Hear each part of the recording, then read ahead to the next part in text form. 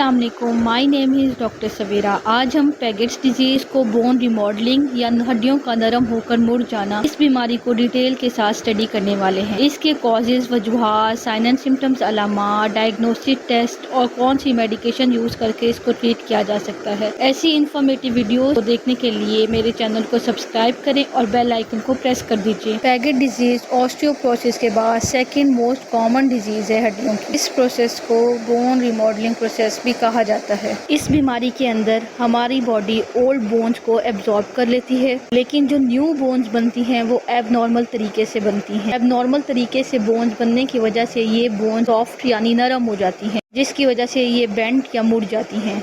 इस बीमारी में सबसे ज़्यादा इफेक्ट होने वाले जॉइंट्स में हमारे पेल्विक, स्कल, स्पाइन से शामिल हैं। साइड में एक इमेज शो किया गया है जिसमें एक नॉर्मल बोन का स्केलेटन है और एक पैगेट डिजीज का। अब यहाँ पर क्लियर तरीके से देख सकते हैं पैगेट डिजीज वाली फीमर बोन जो बिल्कुल अच्छी तरह बेंड हो चुकी है। कॉजेज ऑफ पैगेट डिजीज क्या हो सकती हैं? ज़्यादातर विटामिन और मिनरल की डेफिशिएंसी की वजह से ये बीमारी हो सकती है। हम सब लोग जानते हैं विटामिन डी हड्डियों को मजबूत करता है। 90% विटामिन डी की कमी की वजह से ये कंडीशन डेवलप हो सकती है। मिनरल्स और विटामिन की कमी की वजह से हड्डियां कमज़ोर हो जाती हैं और बेंट हो जाती हैं। जेनेटिक फैक्टर भी एक मेजर कॉज है। Environmental factors such as contaminated food and contaminated water की वजह से ये डिजीज़ हो सकती है। बैक्टीरियल और वायरल इन्फेक्शन की वजह से हमारा इम्यून सिस्टम वीक हो जाता है। इम्यून सिस्टम वीक होने की वजह से हमारी बोन्स एबनॉर्मल तरीके से ग्रो होती हैं। ये कुछ इसके मेजर कॉजेज हैं Paget disease. Sign and symptoms या अलामात बॉडी के ऊपर क्या जाहिर होते हैं? हड्डियों के अंदर दर्द महसूस होता है, जॉइंट स्टिफनेस हो जाती है, मॉर्निंग स्टिफनेस हो जाती है, मसल और जॉइंट्स के अंदर स्वेलिंग प्रोड्यूस होती है, हाथ और पाँव सोन हो जाते हैं, उनके अंदर टिंगलिंग सेंसेशन प्रोड्यूस होती है, मूवमेंट खत्म हो जाती है बॉडी पार्ट्स की।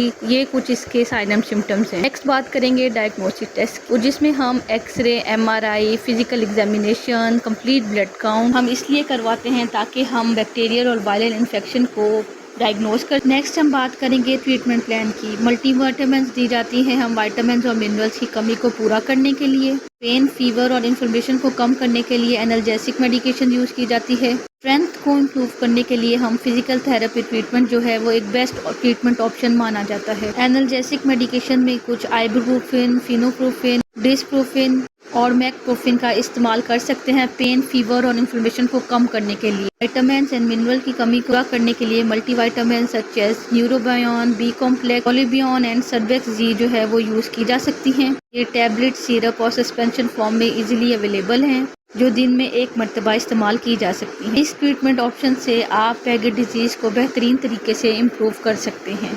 ऐसी इन्फॉर्मेटिव वीडियोज़ को देखने के लिए मेरे चैनल को सब्सक्राइब करें। Thank you so much. Allah हाफिज़।